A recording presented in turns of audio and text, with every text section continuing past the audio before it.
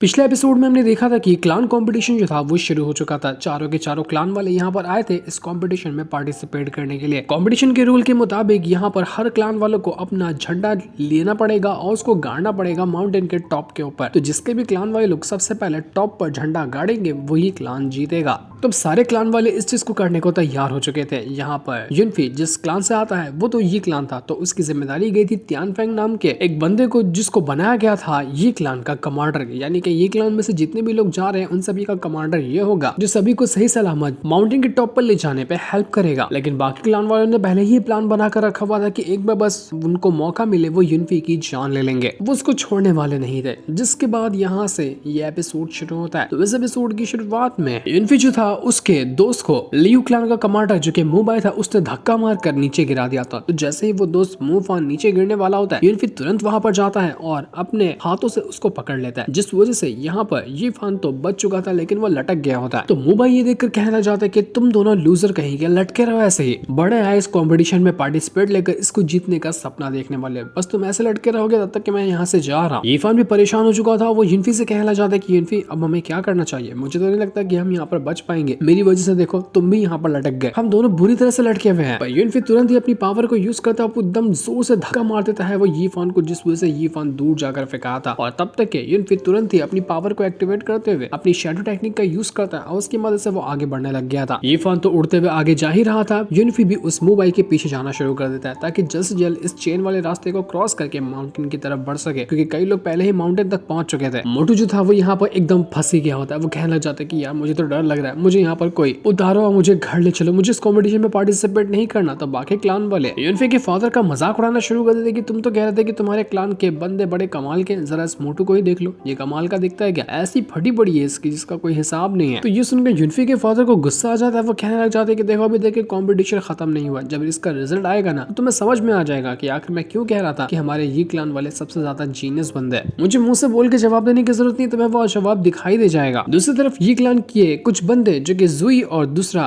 तियानफेंग होता है, वो लोग ने चेन वाला रास्ता पार कर लिया था। लेकिन जैसे वो पार किए थे वहां पर 3 बंदे आकर पहुंच जाते जो इनका रास्ता रोकने के लिए आए हुए थे, ताकि इनका जो फ्लैग है ना उसको डिस्ट्रॉय कर सके, क्योंकि अगर किसी का फ्लैग डिस्ट्रॉय हो गया तो वो क्लान वैसे ही डिस्क्वालीफाई हो जाएगा। तो इसी चीज को करने के लिए ये लोग यहाँ पर आए थे। तो जुई और तियानफेंग जो था वो दोनों भी यहाँ पर अपनी पावर को एक्टिवेट करना शुरू कर देते थे ताकि ये लोग जो यहाँ पर उनके ऊपर अटैक करने के लिए हैं उनकी जान ली जा सके। ये लोग तो तैयारी थे लेकिन इनको फाइट करने की जरूरत ही नहीं पड़ती, क्योंकि ये फान को जो उठाकर फेंका था युनफी ने एकदम ताकत के साथ, वो उड़ते हुए अब जाकर यहाँ पर आता है और तीनों के तीनों बंदों के ऊपर गिर चुका था, जिस वजह से तीनों की हालत खराब हो जाती है। लेकिन इनके ऊपर गिरने की वजह से ये फान को कुछ भी नहीं हुआ। वो कहने लग जाता है कि अरे वाह, इतनी ऊंचाई से गिरा लेकिन मेरी हड्डियां टूटी नहीं, ये तो कमाल की बात है, मजा ही आ गया आज तो। जुई से कहना चाहती है कि तुमने युनफी को देखा क्या, युनफी कहाँ गया, वो तो हमें दिखाई नहीं दे रहा। तो यहाँ पर वो यीफान कहता है कि मैंने युनफी को देखा तो नहीं, लेकिन हाँ उसी ने मेरी हेल्प की जिस वजह से मैं यहाँ पर आ पाया। हो सकता है कि वो अभी भी चेन वाले रास्ते में होगा, उसके पीछे मोबाइल पड़ा हो सकता है। तो हम यहाँ पर मोबाइल को देखते हैं, वो अभी भी चेन वाला रास्ता क्रॉस कर रहा था और क्रॉस करते हुए वो कह रहा होता है कि मेरे ऐसा स्मार्ट बंदा कोई है ही नहीं, देखा मैं तो आराम से उस युनफी की वाट लगा चुका हूं। अब तक कि वो चेन के नीचे गिर गया होगा, वो मर गया होगा। लोग इतना मुश्किल समझते युनफी को मारना, लेकिन ये करना उतना हार्ड था नहीं।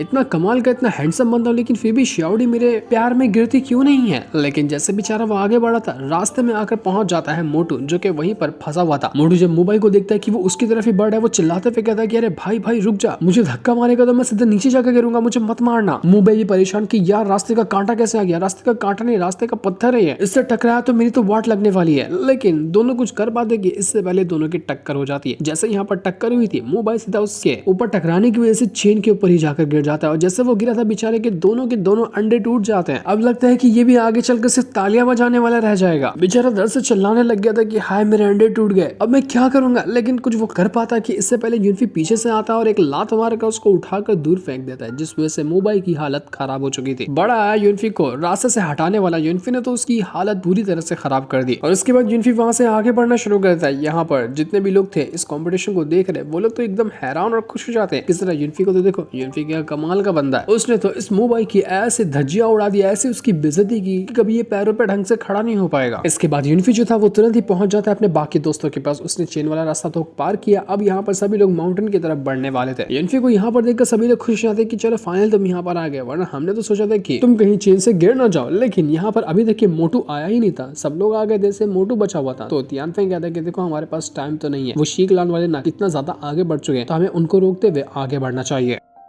मोटू को आना होगा तो वो मोटू यहाँ पर आ जाएगा। तो ये सारे के सारे लोग जो थे वो वहां से आगे बढ़ने लग जाते हैं। दूसरी तरफ केनान जो था वो यहाँ पर अभी भी आराम से बैठा होता है। सभी ने अपना चेन वाला रास्ता पार कर लिया, लेकिन ये उठा ही नहीं अभी तक। तो उसका एक साथी होता है, वो उससे कहना लग जाता है कि यार क्या कर रहा है तुझे उठना नहीं है क्या, कि ऐसे पड़ा रहेगा, इंतजार करता रहेगा कि कौन इस कॉम्पिटिशन को जीत जाए। तो किन क्लान से आता है, किन क्लान की तो बेइज्जती करवा रहा है। तो ये सुनकर वो जो केनान था उसको बहुत ज्यादा गुस्सा आ चुका था। वो तुरंत अपनी पावर को एक्टिवेट करते हुए उस बंदे को मारना शुरू कर देता है कि आखिर तुम्हारी हिम्मत कैसे हुई जी, तुम मुझे ऑर्डर दे रहे हो, तुम्हें पता है ना मुझे ऑर्डर सुनना बिल्कुल भी पसंद नहीं है। वो तो शुक्र मनाओ कि मैंने तुम्हारी जान नहीं ली। दूसरी तरफ युनफिया उसके बाकी दोस्त वगैरह जिस रास्ते पे आकर पहुंच चुके थे, वो रास्ता बहुत ज्यादा खतरनाक होता है। हर तरफ बीस्ट वगैरह अजीब अजीब से जो थे वो घूम रहे थे, और ये पूरा इलाका जंगल से भरा होता है। यहाँ पर एक एक कदम रखना बहुत ज्यादा मुश्किल होगा। तो युनफिया तियानफेंग जो थे सभी को यहाँ पर सावधान करने लग जाते कि देखो तुम्हें एक भी कदम न गलत जगह नहीं रखना है, कुछ गड़बड़ करने की कोशिश नहीं करनी है, वरना हम यही पे फंस कर रह जाएंगे। ऊपर से शी क्लान वाले भी आसपास ही मौजूद थे, लेकिन अब वो कहाँ गायब हो गए पता ही नहीं चल रहा। तो युनफी जो होता है वो एक पहाड़ की चोटी पे आ जाता है ताकि देख सके कि शी क्लान वाले असल में गए तो गए कहाँ। तो उसको सामने से फ्लैग नजर आता है जो कि शी क्लान का था, और वो जंगल के थोड़ा आगे होता है। तो युनफी कहता है कि मुझे पता चल गया कि आखिर शी क्लान वाले लोग कहाँ मौजूद है, मेरे पीछे पीछे आओ। तो अब यहाँ पर जितने भी लोग थे वो युनफी का पीछा करते हुए उसके पीछे जाना शुरू कर देते हैं, ताकि सभी वो शी क्लान वालों के पास पहुंच सके और उनका फ्लैग वो डिस्ट्रॉय कर दे। लेकिन जैसे ये लोग आगे बढ़े थे, रास्ते में कई सारे खतरे आते हैं, जैसे कि बीस्ट वगैरह, स्नेक वगैरह थे जो उनके ऊपर अटैक करने के लिए आ रहे थे। यहाँ पर सब लोग तो अपनी जान बचाकर भाग रहे थे, लेकिन तब हम मोटू को देख पाते हैं जो कि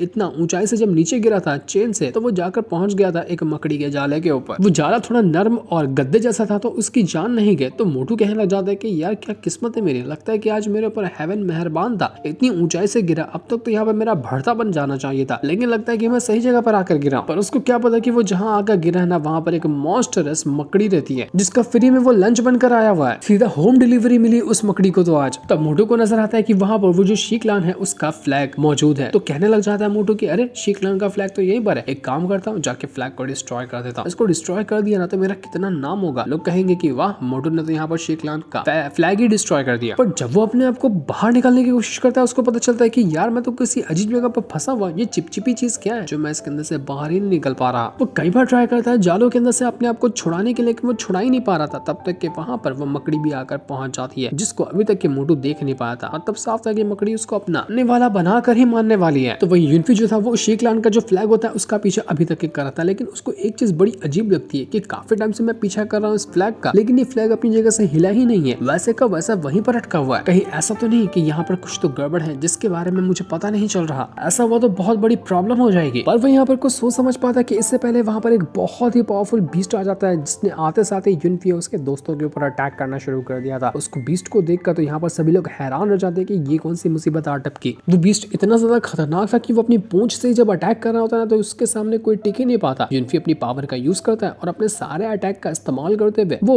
उस बीस्ट को मारने की कोशिश कर रहा था, लेकिन फिर भी कुछ खास फायदा होता नहीं, वो बीस्ट मरने वाला था ही नहीं। और तब थोड़ी देर बाद वो जो बीस्ट होता है सामने बाहर निकल कर आता है, और अब हम इसका चेहरा देख पाते हैं। हमें पता चलता है कि जो बीस्ट है वो एक गोल्डन पाइथन है, और उसके ऊपर उसकी सवारी कर रही होती है श्याओडी। ऐसा लग रहा था कि वो बीस्ट जो है वो श्याओडी के कंट्रोल में है। पाइथन दुनिया में जितने भी कमाल के मैस्टिकल बीस्ट वगैरह रहते हैं ना, उनके रैंक के 8 नंबर पे आता है। मतलब साफ था कि ये पाइथन कोई नॉर्मल बीस्ट नहीं है, बल्कि बहुत ज्यादा एक्स्ट्रा ऑर्डिनरी बीस्ट है। तो आखिर इस श्याओडी के पास ऐसी कौन सी टेक्निक है जिसकी मदद से उसने इस बीस्ट की सवारी करना शुरू कर दिया, और बीस्ट उसकी सारी की सारी बात मान रहा है। श्याओडी युनफी से कहना चाहती है कि युनफी बस बहुत हो गया, अब तेरा अंत लिखा हुआ है, मैं तुझे जिंदा नहीं छोड़ने वाली। बहुत बचकर भाग लिया, लेकिन अब तू भाग नहीं पाएगा। तो युनफी के जितने दोस्त वगैरह थे और तियानफेंग जो था वो कहने लग जाता है कि मैं यहाँ पर इसका मुकाबला करता हूँ, तुम लोग अपनी जान बचाने की कोशिश करो। तो युनफी कहता है कि किसी को कुछ करने की जरूरत नहीं है, मैं यहाँ पर हूँ ना, मैं अपनी कोई खास टेक्निक को प्रैक्टिस करने की कोशिश कर रहा हूँ जिसकी मदद से मैं इस बीस्ट को रोक सकता हूँ। तब तक कि बस इतना काम कर दो कि ये बीस्ट यहाँ पर मुझे ये प्रैक्टिस करने के दौरान डिस्टर्ब ना करे, उसके बाद इस बीस्ट को मारना मेरे बाएं हाथ का खेल हो जाएगा। तो युनफी यहाँ पर अपना प्रैक्टिस करने के लिए बैठ चुका था, और बाकी के जो उसके दोस्त वगैरह थे वो लोग यहाँ पर अपनी तैयारी कर रहे होते ताकि उस पाइथन से मुकाबला किया जा सके। सारे के सारे लोग जो कॉम्पिटिशन देख रहे थे वो लोग घबरा चुके थे कि अब क्या होगा। अब तो लगता है कि बहुत भयंकर सीन आने वाला है, जहाँ पर युनफी और उसके दोस्तों की जान खतरे में आ जाएगी। तो देखते हैं यहाँ पर फाइनली कौन जीता है। लेकिन तब वहाँ पर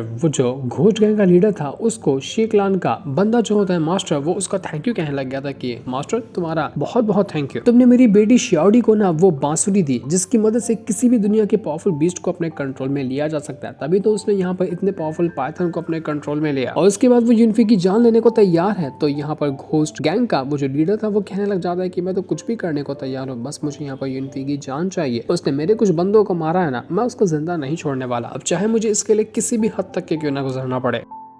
यूनिफी मरेगा वो भी मेरे ही हाथों मारने वाला है वो, या नहीं तो मेरे ही अपने उसे मारेंगे। यीफान जो था वो यहाँ पर तियान फेंग और जुई से कहना चाहता है कि देखो मैं इस पाइथन का मुकाबला करता हूँ और यूनिफी को भी यहाँ पर डिस्टर्ब होने से बचाऊंगा, तब तक कि तुम दोनों जाओ और ये फ्लैग लेकर माउंटेन पर लगाने की कोशिश करो, क्योंकि ये जो कॉम्पिटिशन है ना वो हमारी फैमिली के लिए बहुत ज्यादा इंपॉर्टेंट है, हम इसको हारने का खतरा मुंह मोल नहीं ले सकते। तो तियान फेंग भी तुरंत ही फ्लैग लेकर वहां से भागना शुरू कर देता है। लेकिन जब यहाँ पर जुई उसको देखती है तो वो ये देखकर बिल्कुल हैरान हो जाती है, उसको झलकी आने लग जाती है कि जब यहाँ पर बाकी सारे क्लान के लीडर वगैरह आपस में बात कर रहे थे तो उस टाइम एक बंदा आया था वहां पर जो कि यूनिफी के बारे में इन्फॉर्मेशन लेकर आया हुआ था। तो वो बंदा असल में था वही तियान फेंग। इसका मतलब कि ये तियान फेंग ना यूनिफी के खिलाफ है और वो उसके दुश्मनों से मिला हुआ है। बाहर से अच्छा दिखाता है लेकिन अंदर से वो घटिया आदमी है। तो इस चीज को जानकर जुई जो थी वो बिल्कुल हैरान रह चुकी थी कि मैं तो कितना भरोसा कर रही थी इस तियान फेंग के ऊपर, लेकिन तो धोखेबाज निकला। मैंने बिल्कुल भी नहीं सोचा था कि ये ऐसा होगा। इससे जुई जो थी वो यहाँ पर रुक जाती है ताकि वो भी यीफान का साथ दे सके और वो दोनों के दोनों मिलकर यूनिफी को प्रोटेक्ट करने की कोशिश करेंगे, क्योंकि अगर ये लोग सब यहाँ से चले जाते हैं ना तो यूनिफी तो भी अपना प्रैक्टिस कर रहा है, तब तक उसकी जान खतरे में आ सकती है और शियाओडी उसको मारने की कोशिश करेगी, जो कि होते हुए वो लोग बिल्कुल भी नहीं देख सकते। तो कहने लग जाती है शियाओडी उनसे कि तुम लोगों को क्या लगता है कि तुम वो दो बचकान है और मेरा मुकाबला कर पाओगे? यहाँ पर तुम मेरा मुकाबला नहीं कर सकते, ऊपर से अब मेरे पास ये पाइथन भी मौजूद है, तो अब तुम लोगों का मेरा एक बाल तक भागा करना तुम्हारे लिए नामुमकिन होगा। पर वो दोनों यहाँ पर सुनने वाले नहीं थे और सीधा का सीधा उस पाइथन के ऊपर अटैक करना शुरू कर दिया। लेकिन पाइथन फिर भी मरने वाला था नहीं, वो बहुत ज्यादा स्ट्रॉन्ग था, तो उसका मुकाबला करना भी उतना ही मुश्किल होता है। उसी के साथ साथ वो जो मोटू होता है वो जैसे से अपने आप को उस जाल के अंदर से बाहर निकालता है, लेकिन जैसे वो बाहर निकला था उससे पहले ही वहां पर वो तुरंत ही मकड़ी आ जाती है और फिर से उसने उसको वहां पर ट्रैप कर लिया था। बेचारा बड़ी भारी मुसीबत में पड़ गया था कि यार जहां जा रहा वहां तो मेरी वाठी लग रही है, मुझे तो लगता है कि आज पक्का ये मकड़ी मुझे खा कर ही मानेगी। दूसरी तरफ यूनिफी के जो दोनों दोस्त वगैरह थे वो अभी भी यहाँ पर उस पाइथन का मुकाबला कर रहे थे, लेकिन पाइथन का मुकाबला करना उन दोनों के बस की बात नहीं थी। वो पाइथन अपनी एक से बढ़कर एक पावर का यूज करता है और अपनी सारी पावर का यूज करने के बाद वो यूनिफी और उसके दोनों दोस्तों को मारने की कोशिश में लगा हुआ था। यूनिफी भी घबराया हुआ था कि मुझे जल्द से जल्द कोई कास्ट टेक्निक ढूंढनी होगी जिसकी मदद से मैं यहाँ पर इस पाइथन को डिस्ट्रॉय कर सकता हूँ, क्योंकि ये 8 रैंक का बीस्ट है तो बहुत मुश्किल होगा उसको मारना। इसको रोकने के लिए उतनी ही पावरफुल टेक्निक चाहिए। यहाँ पर फाइट करते करते यीफान जो था उसकी हालत खराब हो चुकी थी, वो तो दूर जाकर फेंका ही चुका था। तो अब यहाँ पर जुई जो होती वो भी अपनी पावर का यूज करते हुए उस पाइथन को मारने की कोशिश में लगी हुई थी, लेकिन पाइथन भी यहाँ पर उसकी वाट लगा देता है और उसको उठाकर दूर फेंक चुका था। दोनों के दोनों की हालत खराब हो गई। अब यूनिफी अकेला बच चुका था। अगर अब यहाँ पर पाइथन ने यूनिफी के ऊपर अटैक किया तो वो खुद को ढंग से बचा भी नहीं पाएगा। और तभी वो जो मोटू होता है वो अपने आप को आजाद कर चुका था उसी मकड़ी के जाले के अंदर से। तो वो जैसे यहाँ पर आता है उसको सामने नजर आती है शियाओडी जिसके पास उसके शी क्लान का फ्लैग था। तो मोटू ये देखकर कहना चाहते कि अरे वाह, यहाँ पर इसके पास तो फ्लैग है, अब मैं जाता हूँ इसका फ्लैग डिस्ट्रॉय कर देता हूँ, इसके बाद तो मेरा क्या नाम होगा, लोग खाली मेरी ही चर्चा करेंगे कि मैंने शी क्लान के फ्लैग को ही डिस्ट्रॉय करते हुए उनको कॉम्पिटिशन से बाहर निकाल कर फेंक दिया। लेकिन वो जो पाइथन होता है वो यहाँ पर मोटू को अपने करीब भी आने नहीं देता, उसको बहुत मारता है। मार मार कर वो उस मोटू की हालत खराब कर चुका था। लेकिन फिर भी यहाँ पर मोटू रुकने वाला नहीं था। वो वापस अपनी पावर का यूज करते हुए फ्लैग डिस्ट्रॉय करने की कोशिश करता है। वो देखते ही देखते अनगिनत अटैक मार चुका था पाइथन के ऊपर, लेकिन तब भी पाइथन को कुछ हुआ ही नहीं। मानो कि मोटू के अटैक से उसको सिर्फ गुदगुदी लग रही है,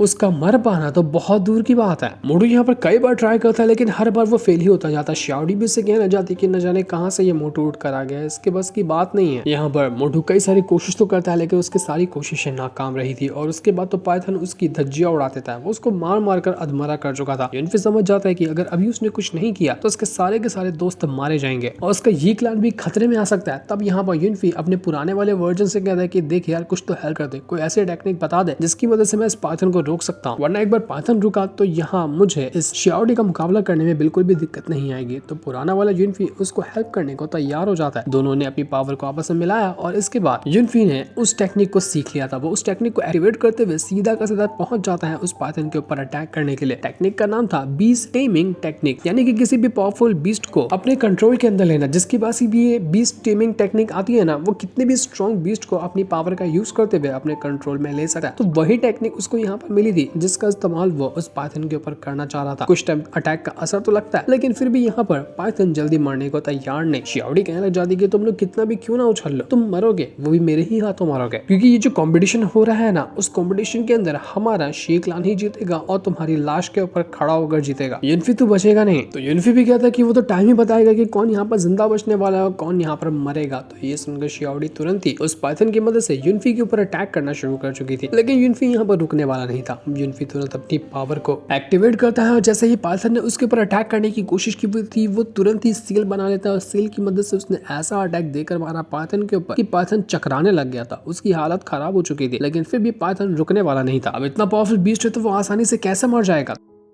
तो जैसे वो यहाँ पर वापस से खड़ा होता है अटैक करने के लिए, युनफी ने अपनी मार्शल स्पिरिट को समन कर लिया था। उसकी मार्शल स्पिरिट इतनी ज्यादा जायंट और इतनी कमाल की एक्स्ट्राऑर्डिनरी होती है, उसका हिसाब भी नहीं लगाया जा सकता। मार्शल स्पिरिट ने आते साथ ही अपनी पावर को एक्टिवेट किया। तो जैसे वो अपनी पावर को एक्टिवेट करती है, पाइथन और यहाँ पर शियाओडी के हाथों में कुछ बांसुरी रखी हुई थी, जिसकी वजह से वो बीस्ट को कंट्रोल करती है। उस सब का सब टूट कर खत्म हो चुका था। पाइथन भी मारा गया और यहाँ पर वो बांसुरी भी टूट गई। अब तो यहाँ पर शियाओडी किसी और बीस्ट को अपने कंट्रोल में नहीं ले सकती और बाकी बीस्ट उसी को मारकर उसकी जान लेने को तैयार है। शियाओडी को यही नहीं होता कि आखिर ये कैसे हो सकता है, युनफी तूने इस पाइथन की धज्जियां कैसे उड़ा दी। तो युनफी कहना चाहता है कि मुझे तुम्हें कुछ बताना ही नहीं है, क्योंकि तुम बहुत ज्यादा घटिया लड़की हो। तो ये सुनकर शियाओडी जो थी वो काफी ज्यादा गुस्सा हो चुकी थी। वो तुरंत अपनी पावर को यूज करते हुए युनफी के ऊपर अटैक करने की कोशिश करती है, ताकि वो युनफी की जान ले सके। युनफी तो बचेगा नहीं, आखिर तेरी हिम्मत कैसी हुई जो तूने यहाँ पर सबके सामने मुझे बेइज्जत किया। लेकिन युनफी तुरंत ही अपनी सोल डिवोरिंग नीडल का यूज करता है और जैसे उसने अपनी पावर को एक्टिवेट किया, वो जो नीडल होती है वो सीधा माथे में जाकर घुस चुकी थी शियाओडी के। पता तो नहीं चलता, लेकिन देखकर तो लग रहा था कि शियाओडी की यहाँ पर जान जा चुकी है, वो मर गए। इसके बाद युनफी जो होता है वो अपने बाकी दोस्तों के पास आता है, उससे कहना चाहते हैं तुम लोग ठीक हो। लेकिन जुई जो थी वो उससे कहती है कि युनफी जरा तियानफेंग से संभल के रहना, मुझे वो बंदा ठीक नहीं लग रहा, वो कुछ ना कुछ तो बात को छुपा रहा है, तो उसके ऊपर नजर रखोगे तो बेहतर हो जाएगा। तो युनफी ये करने के लिए तैयार हो चुका था। तब शी क्लान का जो मास्टर होता है वो यहाँ पर युनफी के फादर से कहना चाहता है कि मुझे इसका जवाब चाहिए कि आखिर तेरे बेटे ने शियाओडी की ऐसी हालत क्यों कर दी। लग रहा है कि शियाओडी मर चुकी है, अगर वो मर गई तो मुझे यहाँ पर इसका जवाब चाहिए, मुझे खून का बदला खून से चाहिए। लेकिन युनफी के फादर कहते हैं कि तुमने ही यहाँ पर युनफी को उकसाया है ये काम करने के लिए, तो जब यहाँ पर वो उकसा है तो वो रुकने वाला कैसे है, वो नहीं रुकेगा, ना ही मैं उसको रोकूंगा। तभी देखते ही देखते वहां पर 4 मेजर सेक्ट जो थे उनके एल्डर वगैरह आकर पहुंचने लग जाते हैं, क्योंकि इनको बुलाया था उसी किन क्लान का जो मास्टर है उसने, ताकि ये लोग यहाँ पर आने के बाद किन आन का परफॉर्मेंस देख पाए और उसको देखने के बाद वो डिसाइड करे कि आखिर किन आन जो है वो आगे चलकर किन की अकेडमी को चुनेगा और किन का मास्टर बनेगा। तो सारे के सारे लोग यहाँ पर आए थे ताकि किन आन को अपना डिसाइपल बना सके, उसकी पावर को वो देखेंगे कि वो कितना ज्यादा कमाल का है और उसके बाद वो जवाब देंगे कि आखिर कौन यहाँ पर किन आन को अपने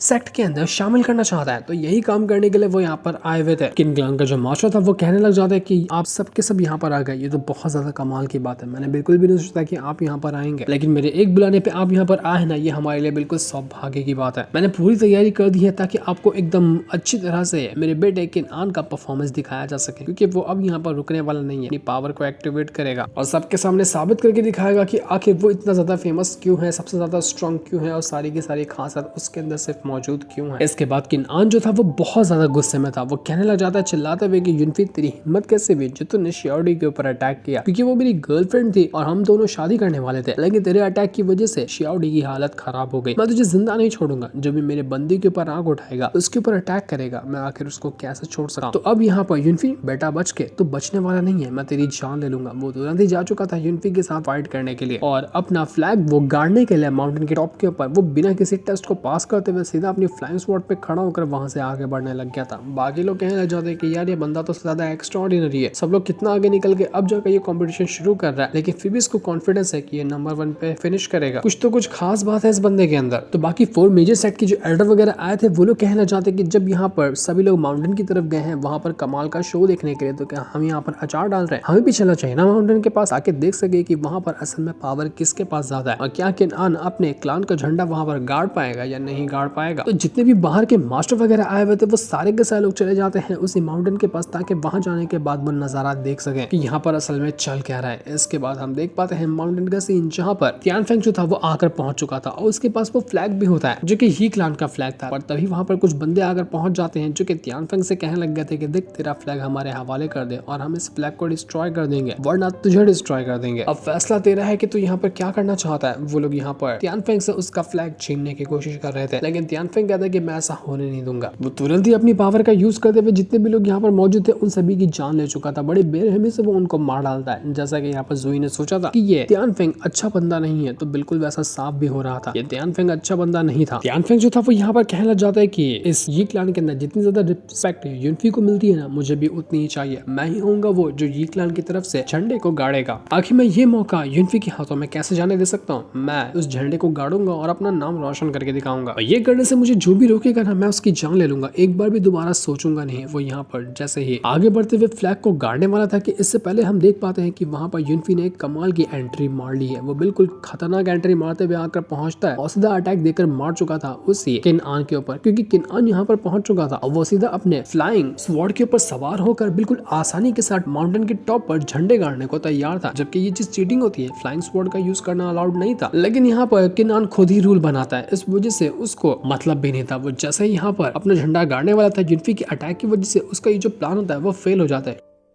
युनफी ने अपना spiritual power explosive fist technique का यूज कर लिया था जिसके सामने किनान का भी टिक पाना थोड़ा सा टफ था। किनान ट्राई तो करता है लेकिन यहाँ पर वो अटैक को रोक नहीं पाता। तुरंत अपनी पावर का यूज करते हुए अपने आप को बचा तो जरूर लेता है। मानना पड़ेगा ये किनान बंदा तो बहुत ज्यादा स्ट्रॉन्ग है। दोनों के दोनों अपनी पावर को एक्टिवेट करते हुए तैयार थे ताकि एक दूसरे की जान ले सके। किनान अपने वेपन वगैरह का भी यूज करता है और उसकी मदद से वो यहाँ पर युनफी के ऊपर अटैक करने लग गया था लेकिन युनफी उसके सारे के सारे अटैक को रोक देता। एक भी अटैक का उसके ऊपर असर हो ही नहीं रहा था। तब तक कि यहाँ पर इनकी फाइट की वजह से जो वेपन इधर उधर फेंका रहा था वो सीधा आकर लग जाता है उसी मकड़ी के ऊपर जिसने यहाँ पर मोटू को एकदम दबोच के रखा हुआ था। इस वजह से मोटू की जान बच जाती है और वो बहुत ज्यादा खुश हो गया था कि अरे वाह लगता है कि आज मेरी किस्मत अच्छी थी जो मैं बच गया वरना तो आज लंच बन गया होता। उधर वो जो किनान था वो अभी भी यहाँ पर युनफी से फाइट कर रहा था। दोनों का जो मैच होता है बड़ा कमाल का होता है। यहाँ पर युनफी ने अच्छी खासी टक्कर दी थी उस किनान को। किनान कहने लग जाता है कि आखिर तेरी हिम्मत कैसे हुई जो तूने मेरी बंदी यानी कि श्याओडी के ऊपर अटैक किया क्योंकि जो भी मेरी बंदी के ऊपर अटैक करता है ना मुझे ये बर्दाश्त ही नहीं होता और मैं उसकी जान ले लेता हूँ। तो अब यही हाल होने वाला है युनफी तेरा।